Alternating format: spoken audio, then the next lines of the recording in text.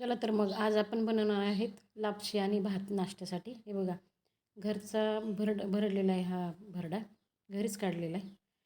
हा असा परतून घेऊया आपण. तूप टाकून भाजून घ्यायचा चांगला खमंग. हे बघा, मस्त भाजतोय तो. खायलाही खूप छान टेस्टी लागतो बरं का.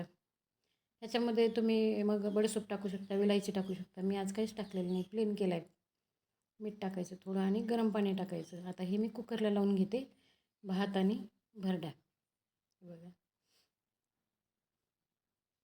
इकडं गूळ खिसून घेतला आहे. तोपर्यंत आपल्या आवडीप्रमाणे कमी जास्त करू शकतो.